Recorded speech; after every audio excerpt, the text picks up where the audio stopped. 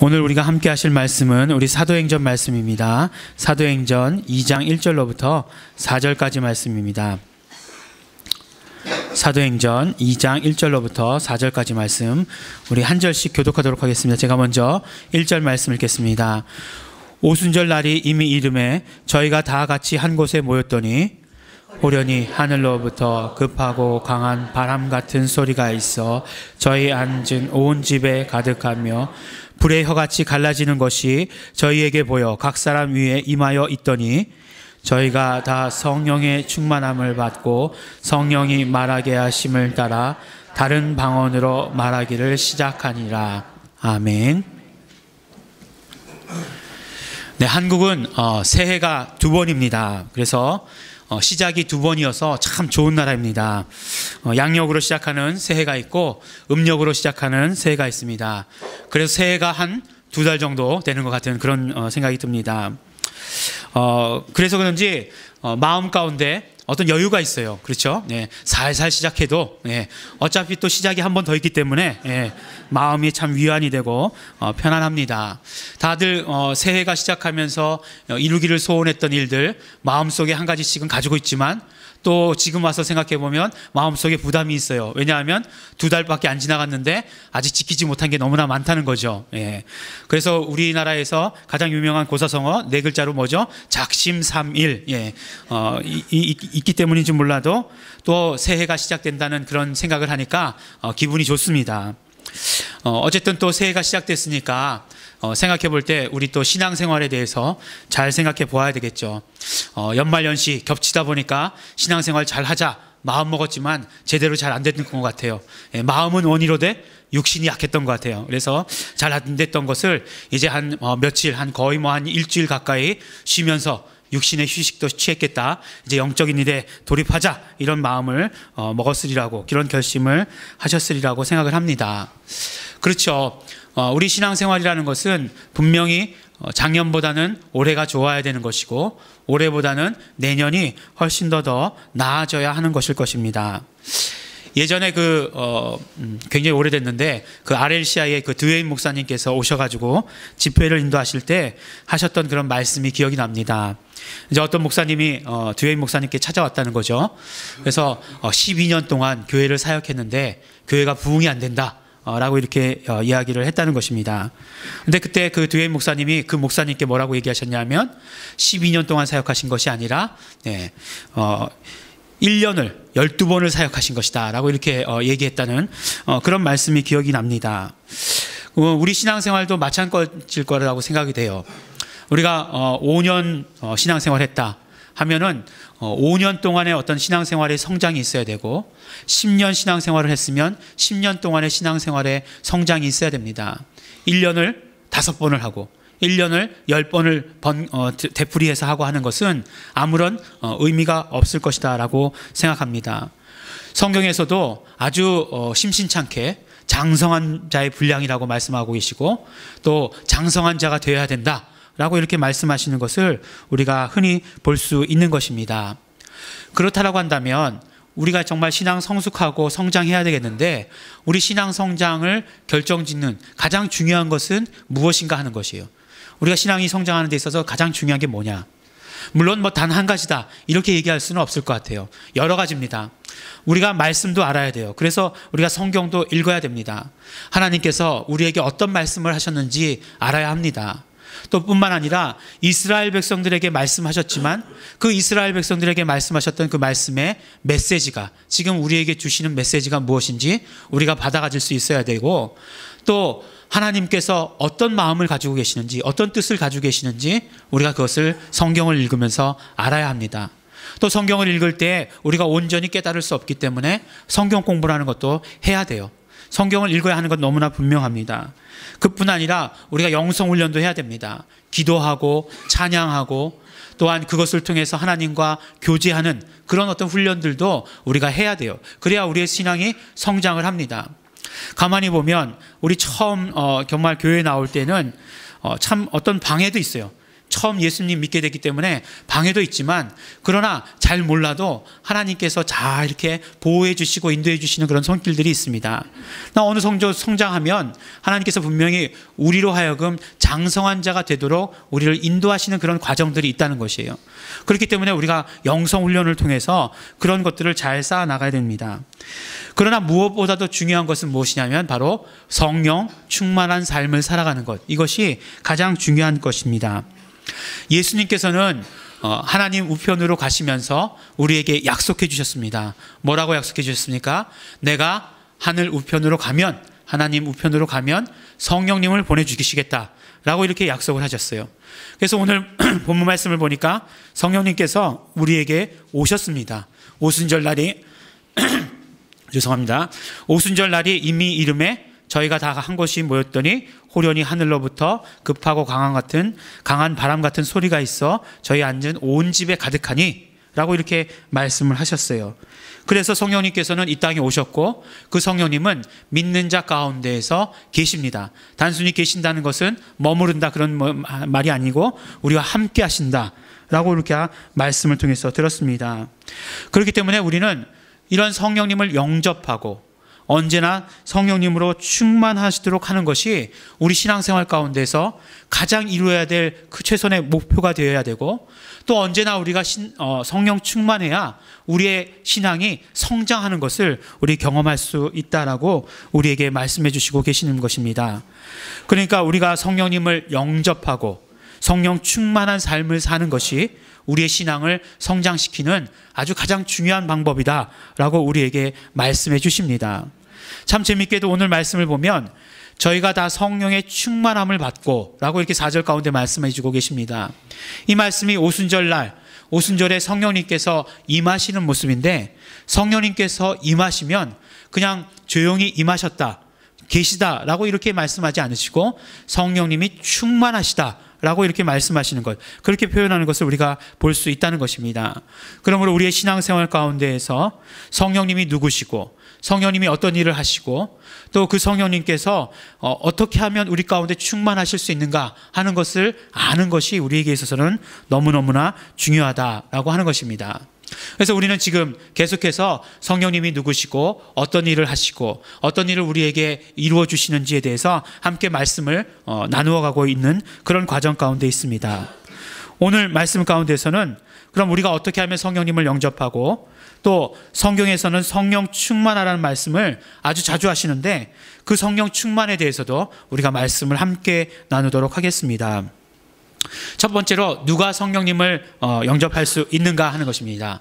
누가 성령님을 영접할 수 있는가? 오늘 우리 성령님이 오셨다라는 말씀, 그런 어떤 아주 사실적인 묘사죠. 사실에 대한 묘사가 있은 다음에 그 다음에 2장의 이제 뒷부분으로 가면 베드로가 이렇게 설교하는 그런 내용이 나옵니다. 그러면서 뭐라고 말씀하시냐면 2장 38절에 보면 베드로가 이르되 너희가 회개하여 각각 예수 그리스도의 이름으로 세례를 받고 죄 사함을 받으라. 그리하면 성령을 선물로 받으리니 라고 이렇게 말씀을 해주고 계세요. 그렇습니다.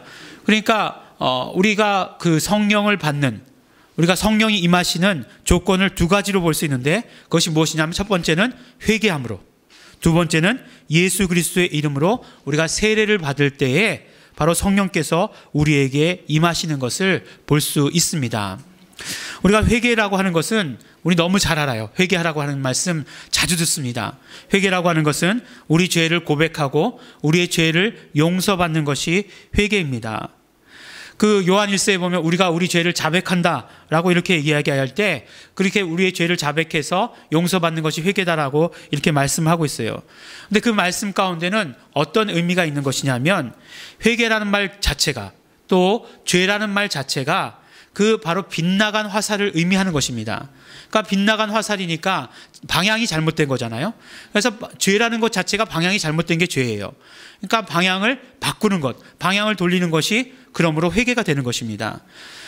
이렇게 죄에 대해서 말씀을 드려도 우리가 죄하면 먼저 떠오르는 게 뭐냐면 우리가 누구 또 미워했습니다. 예.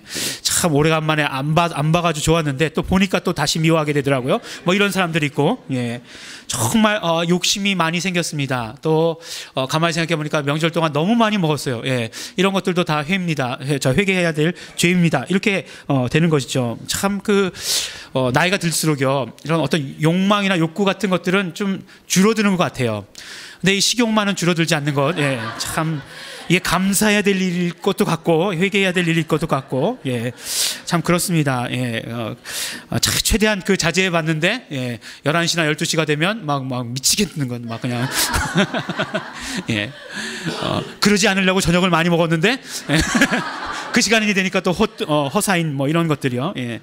하지만 우리가 죄라고 이야기할 때 흔히 이런 것들을 죄라고 생각하지만, 그러나 죄라고 하는 것은 우리가 아담으로부터 내려온 죄, 그것을 말씀하는 거죠. 그래서 우리의 어떤 신분이 죄인인 것을 말씀하는 것입니다. 그러니까 베드로가 회개하라고 하신 말씀은 우리의 신분이 잘못된 그 신분을 방향을 전환해서 잘 온전한 것으로 돌리라라고 이렇게 말씀을 하고 계시는 것입니다. 그러니까 우리가 원죄를 회개하고 예수님께로 온전히 접붙임 당했을 때 그것을 우리는 회개라고 이야기를 하는 것입니다.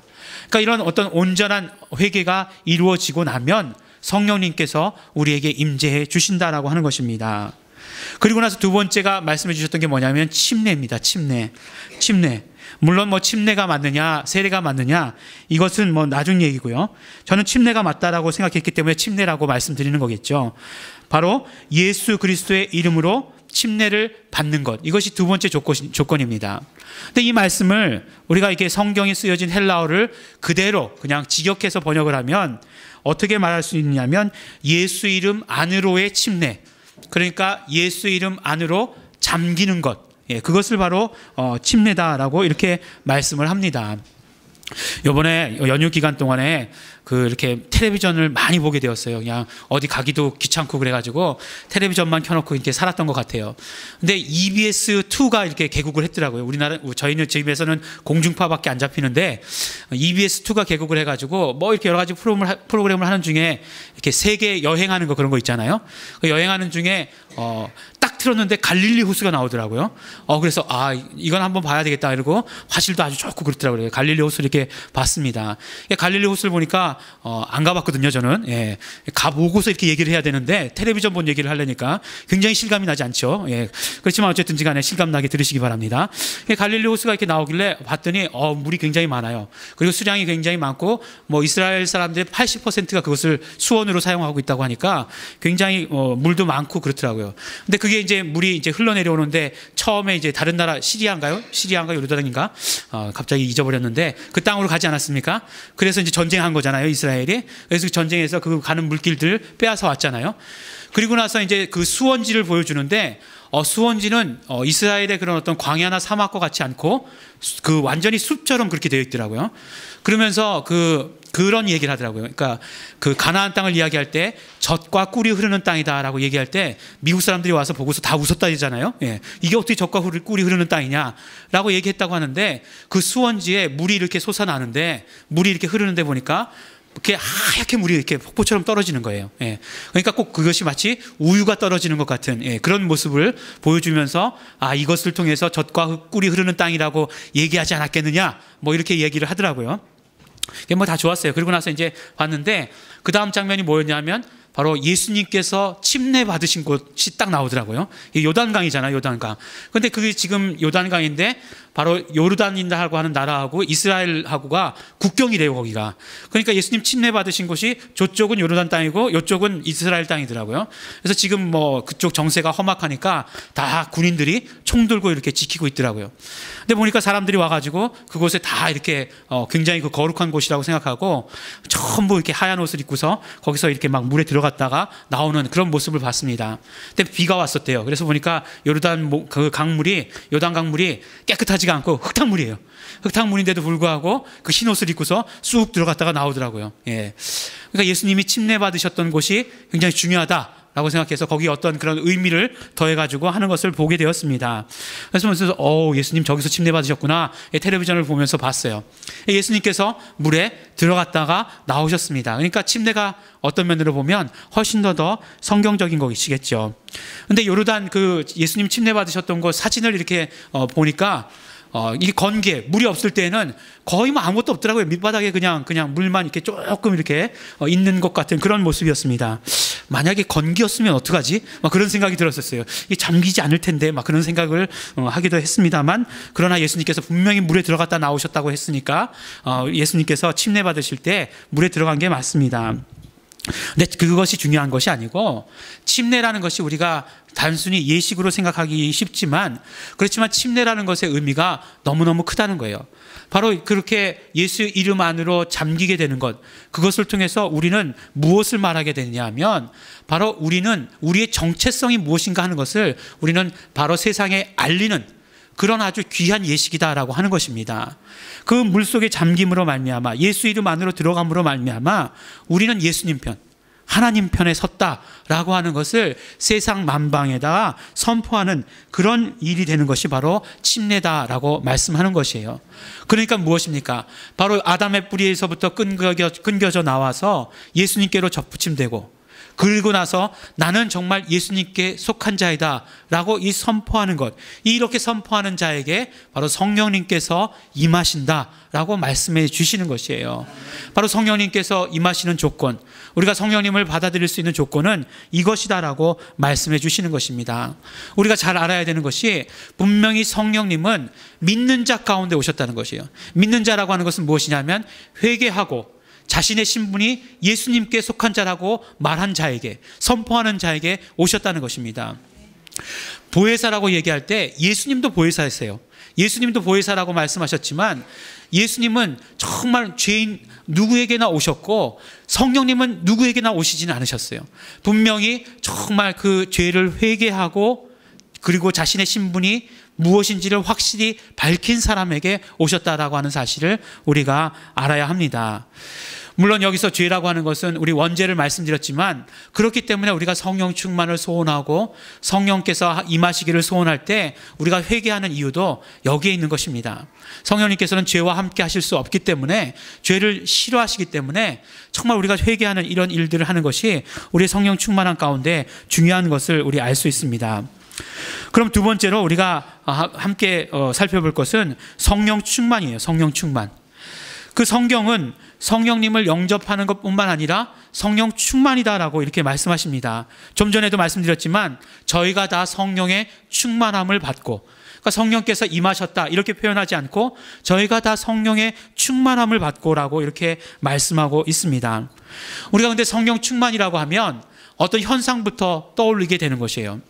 사실은 이렇게 말씀을 다 전하고 나서 찬양을 우리가 부르잖아요.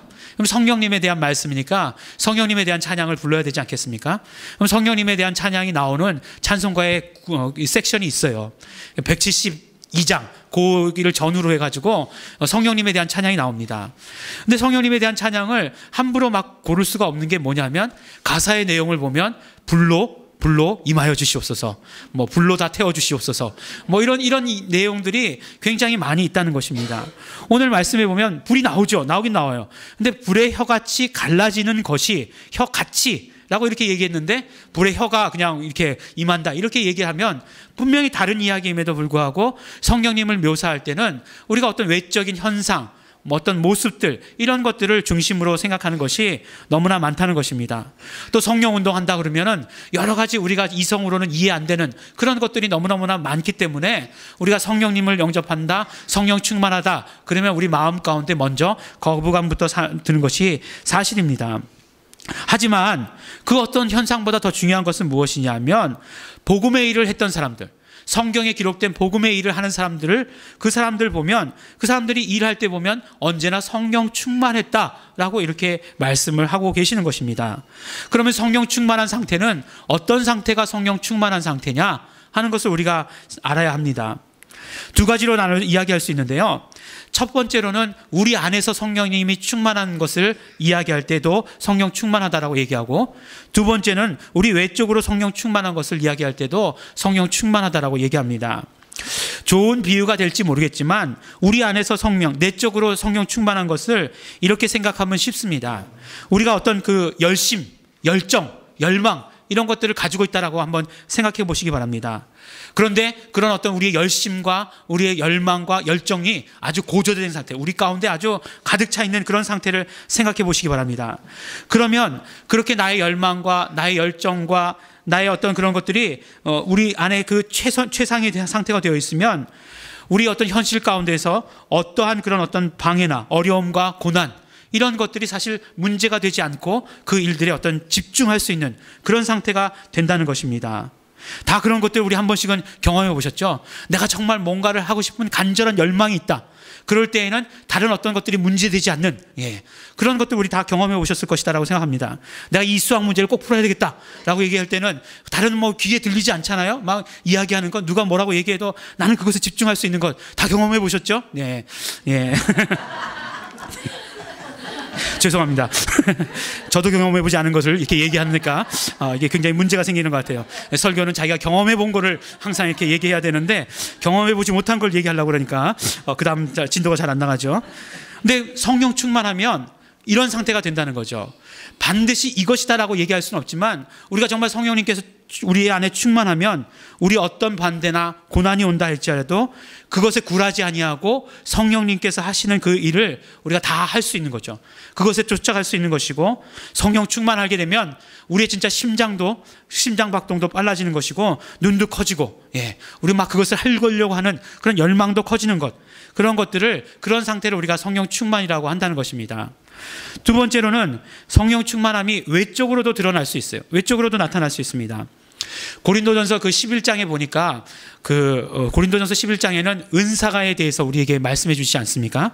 근데 은사를 어떻게 정의하고 있냐면 바로 성령의 나타남이 바로 은사다라고 이렇게 말씀해 주고 계시는 것이에요. 그래서 성령님께서 우리 한 사람 한 사람에게 나타나시는데 뭐 어떤 사람에게는 뭐 믿음, 어떤 사람에게는 뭐 방언, 뭐 이런 식으로 방언 통역 이런 식으로 나타나게 된다는 거죠. 바로 그 은사라는 것, 성령의 나타남이라고 말씀해 주셨으니까 성령의 나타남심이라는 것은 뭐 쉽게 풀이해서 얘기하면 성령이 드러나는 그런 모습이시죠. 그런데 이런 모습이 비춰지는 것을 뭐라고 얘기하느냐? 성령 충만이다라고 이렇게 이야기하는 것입니다. 사도행전 보면은요 7 집사를 뽑을 때 뭐라고 얘기하고 있냐면 성령과 지혜가 충만한 사람을 뽑는다라고 이렇게 이야기하고 있습니다. 그러니까 성령과 지혜가 충만한 사람. 그런데 거기서 뽑힌 사람 중에 스데반이라고 하는 사람을 보면 뭐라고 말씀하냐면 믿음과 성령이 충만했다라고 이렇게 이야기하고 있습니다. 잘못 뽑은 거 아니에요? 성령과 지혜가 충만한 사람인데 믿음과 성령이 충만한 사람. 한 개는 되지만 한 가지는 안 되는 거예요. 50점이잖아요. 그 말은 그 말씀이 아니고 바로 성령과 지혜가 충만한 것이라는 것은 성령 충만으로 말미암아 그런 어떤 은사가 드러나는 사람이라는 얘기예요.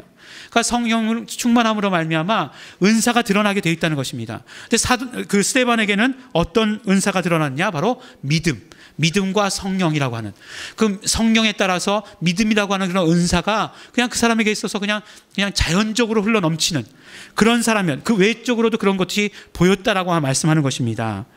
바나바를 그 사도행전 뒷부분에 보면 바나바가 등장하는데 바나바는 어떤 사람이냐면 바로 또 바꿔서 성령과 믿음이 충만한 사람이었다라고 이렇게 말씀하시는 것을 볼 수 있습니다.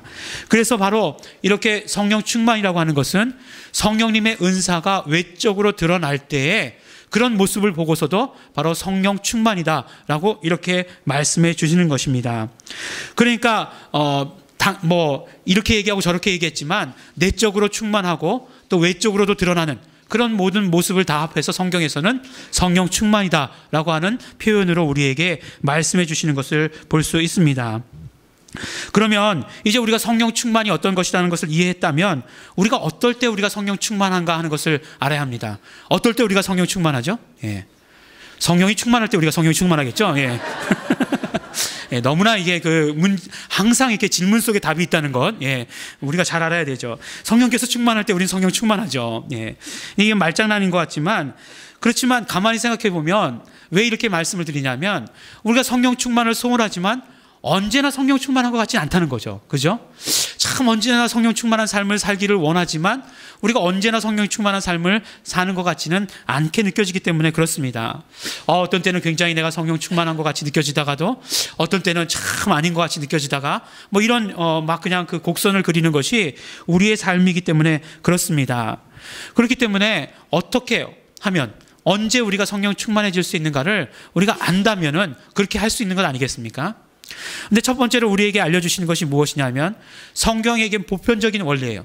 보편적인 원리인데 무엇이냐면 바로 우리가 성령 충만하고자 하는 열망이 있어야 한다는 것입니다.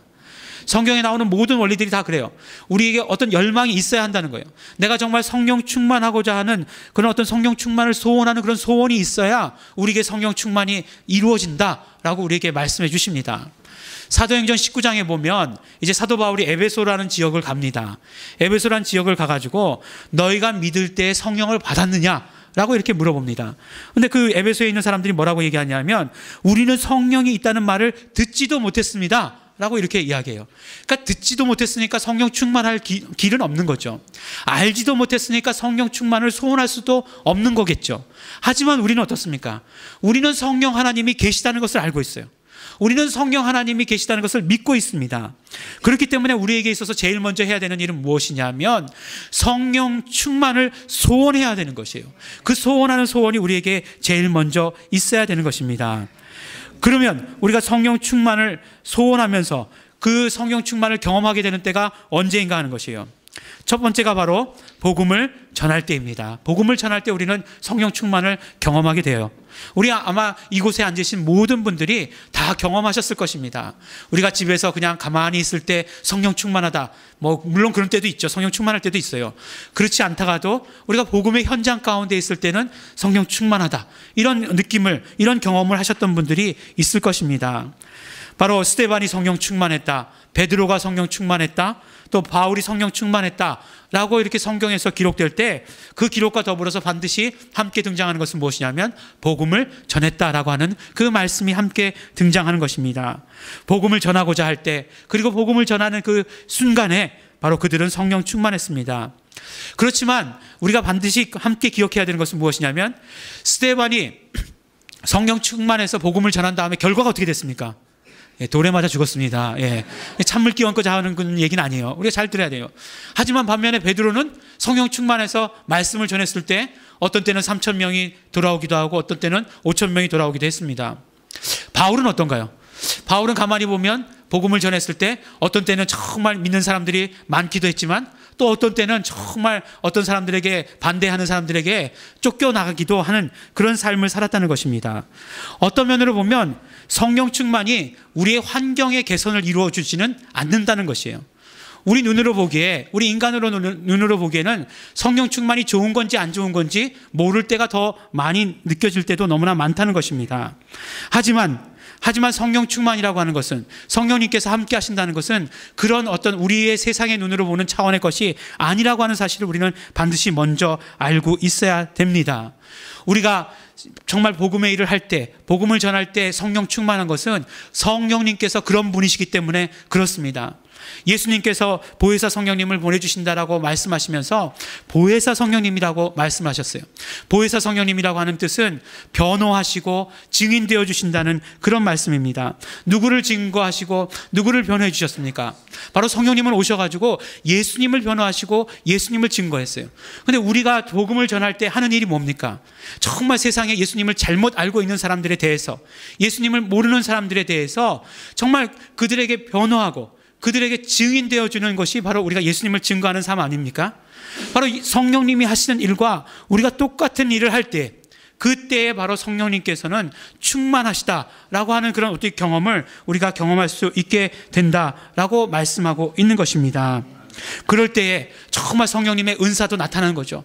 그렇죠. 정말 복음의 일을 하기 위해서 성령님의 은사가 나타나는 거죠. 믿음의 은사를 주시기도 하시고, 내가 정말 그동안 이렇게 잘 믿었었나? 라는 그런 생각이 들기도 하고, 기도할 때 병든 사람이 치료받기도 하고, 그 가지고 있던 모든 문제들이 해결받기도 하는 그런 어떤 성령 충만한 은사로 드러나는 모습도 드러나게 되는 것입니다.